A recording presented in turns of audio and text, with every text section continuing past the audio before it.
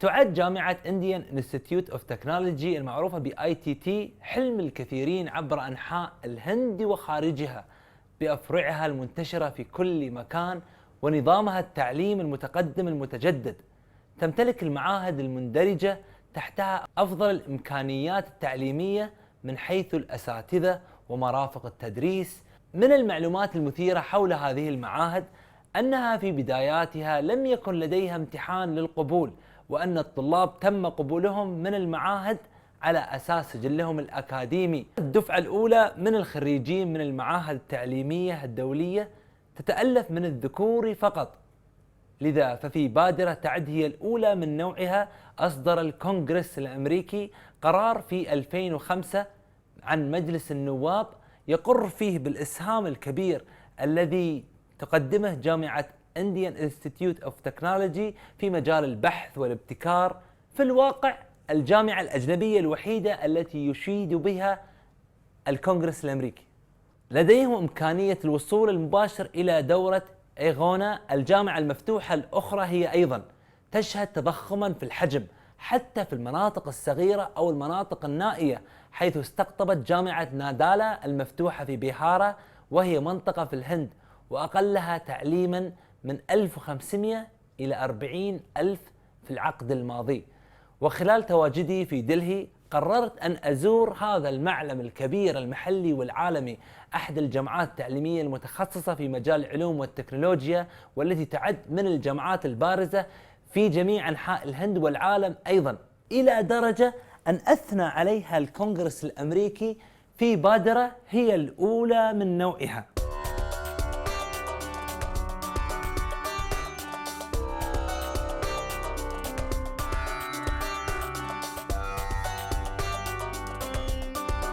أحد أوجه الهند الحضارية ومعلم يفتخرون فيه الهنود محلياً ودولياً، جامعة الهند للتكنولوجيا Indian Institute of Technology.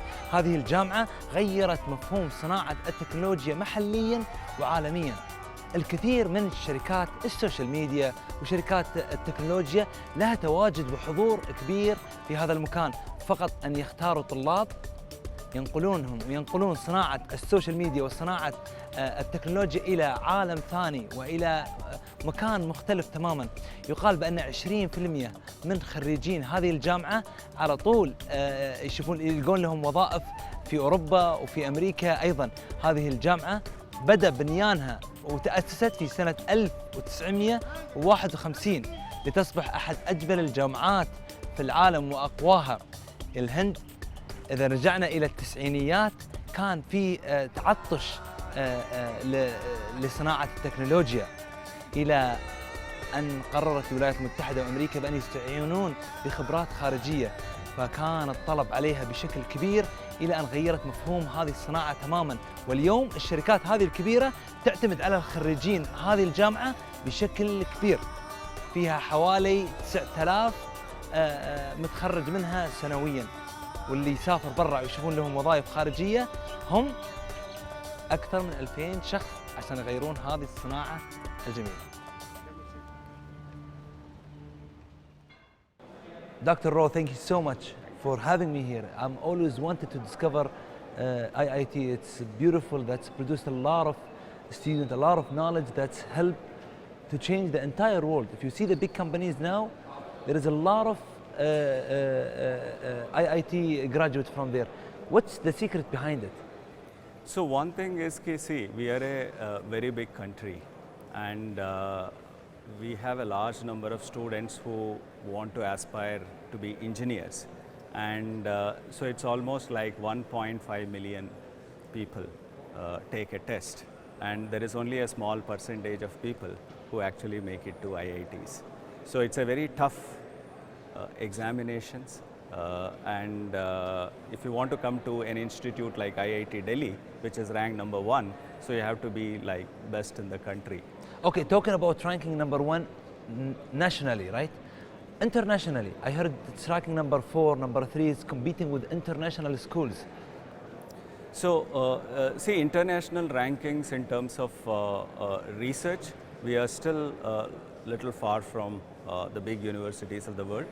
But when it comes to undergraduate education, when it comes to, let's say, entrepreneurial activities, we are doing pretty well. If you look at very recent rankings of unicorns, so the IIT system is ranked fourth best in the world in terms of producing the billionaires in last 10 years. So, Doctor, we were talking previously about you've been to many schools, Stanford and other international schools around the world. How do you see the difference between your school? How do you teach your students the difference between you and the foreign universities? So there are many things which are actually common between the two, because if you look at any big school in, let's say, US or Europe, or IITs in India, one of the common themes is that you want to produce leaders, leaders in engineering, leaders in technology, leaders in academics, and that's what is a common thing. But the Indian system is slightly different, because you also need to look at the needs of the India. So the students have to be trained somewhat differently than many other college engineering students. Engineering. It's very interesting.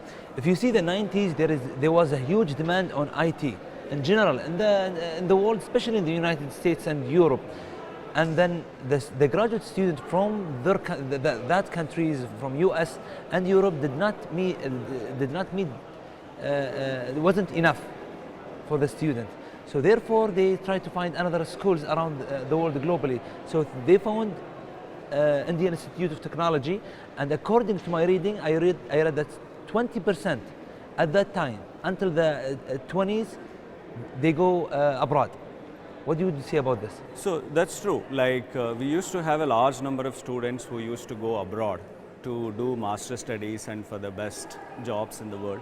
And IITs have been training such students for almost 50 years.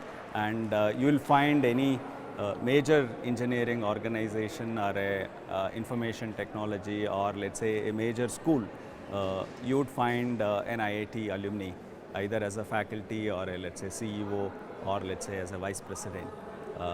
Because our training process has been to prepare leaders who can actually take up leadership position wherever they are, whether it's India or the world. I see.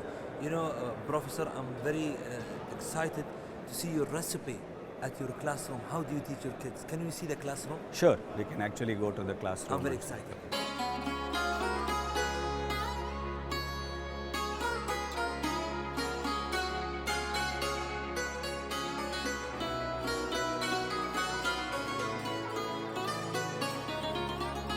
So, Professor, tell me about your material. How heavy do you teach your student? So, we have different type of courses.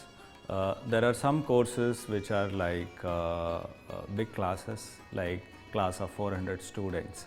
So, there the methodology is very different than other courses like product design courses. So, these classes are small, where we use different ways of teaching. One is, of course, the classroom teaching. Second is laboratories.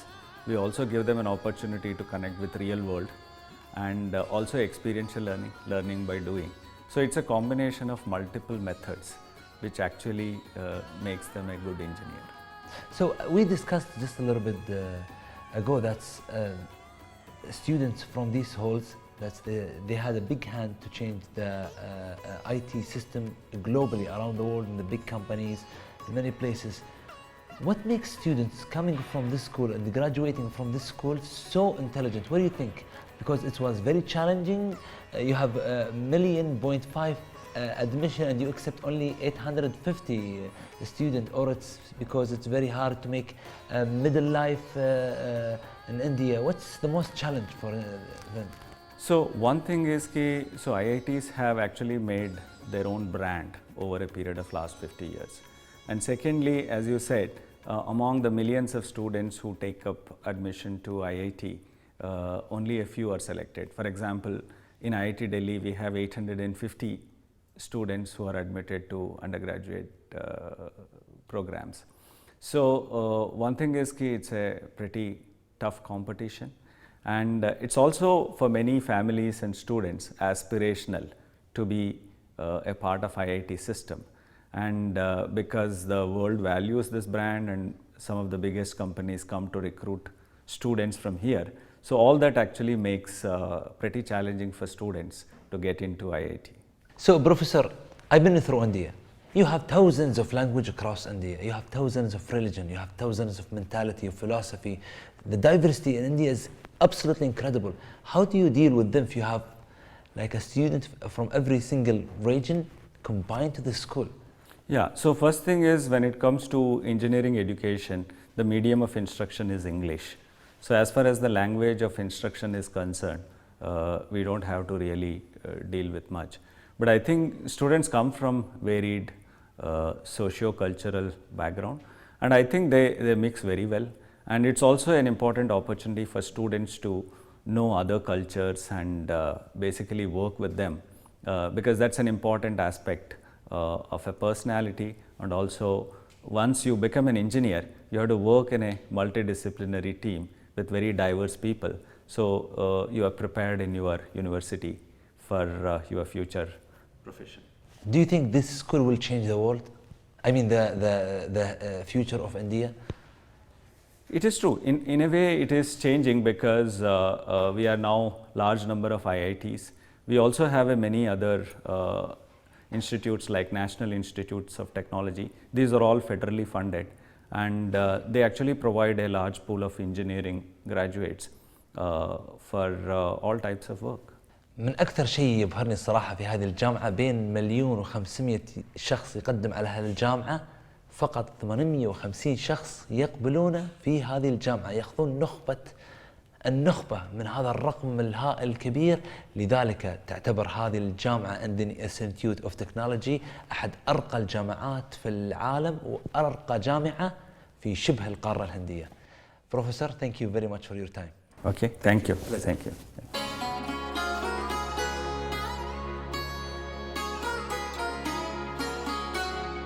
أرشد من واحد من ملايين الطلاب اللي تم قبولهم في جامعة IIT.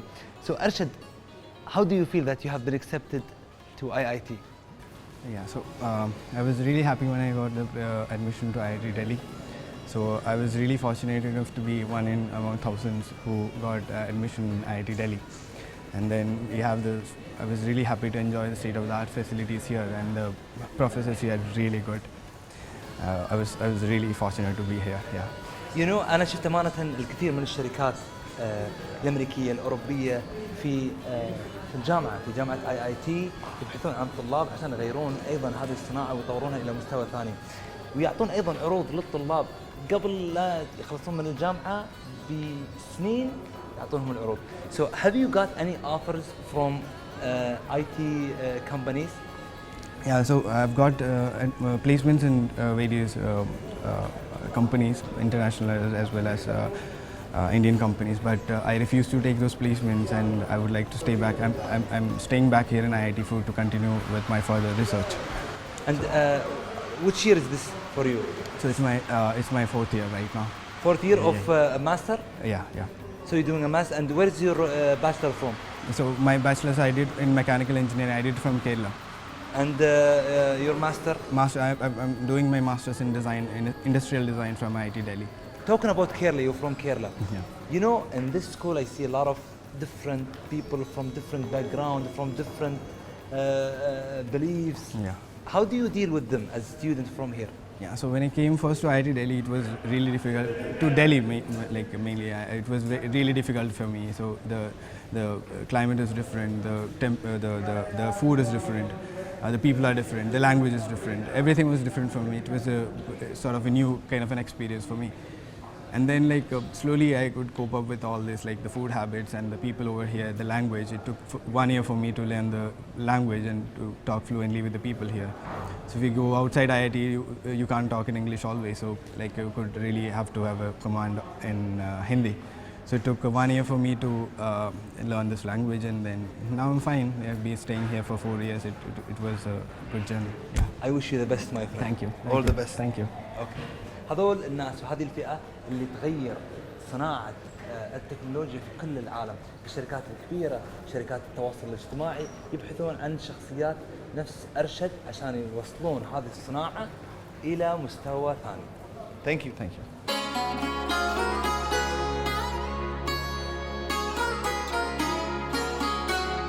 So, Professor, what makes IIT one of the best schools nationally and internationally? See, IITs, like any universities, are known by its product. The product is primarily in terms of its graduates. And our graduates have done extremely well, and extremely well professionally, extremely well in business, extremely well in all spheres of activity. And this has really made the IITs famous. But if you really look upon it, if you want to look at the reasons for it, the fact that we have an excellent mechanism of selecting talent as well as ability to work hard as a basic traits by which we select our students. So these students come to the campus full of energy, full of very excellent background. But I think beyond that, I would give more credit to the faculty. The fact that we are able to attract very talented faculty globally, not just within India, because if you look at it, the last affiliation of most of our faculty is actually in US or European top universities. And this is a success which very few universities in the developing world have been able to emulate. Okay, getting the best talent back to the country, back to their institutions. And if you really would like to know the reason, is the extreme flexibility this institution has adopted in getting merit for its faculty. Okay. So whether it is in terms of selections without, even when things like connectivity did not exist, this institution would offer faculty positions to people applying. If they are applying from good schools, from good backgrounds, they would don't even have to appear for an interview. You could actually get selected in absentia. Many of our people, including me, for example, I never appeared for a selection interview to be able to be selected as a faculty. This amount of flexibility that the institution, And the second thing is that the model that they adopted of actually career progression. So very early on, we went to a very flexible cadre structure. What it means is people could progress in their career based on their performance, irrespective of number of positions that exist in different levels. Right. You have a lot of knowledge from these schools, and as you said, the faculties, the staff you have here is absolutely, as you mentioned, it's what makes this school the best school in the world.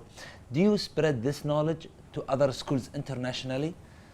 Yes. So nationally, we have many programs. Okay. So many programs of outreach to faculty in other colleges, to also sometimes directly to other colleges.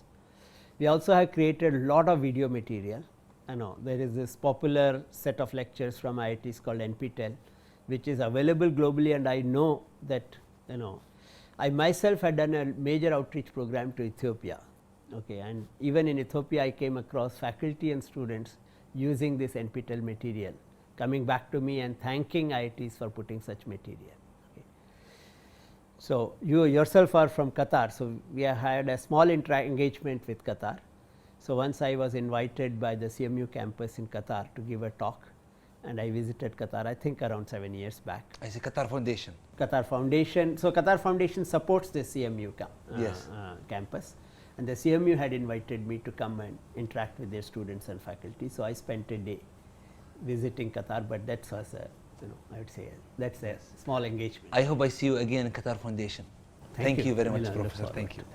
دخلت إلى الجامعة اللي أسمع عنها منذ سنوات، منذ أن درست في الولايات المتحدة الأمريكية، وأنا أسمع عن Indian Institute of Technology لسنوات طويلة. أسمع عن هذه الجامعة اللي تأسست من قبل رئيس الوزراء في سنة 1951، وأقبلت إلى هذه الجامعة الكبيرة في العاصمة نيو دلهي، ومررت في ممراتها الضيقة اللي من 1951 لا زالت صامدة.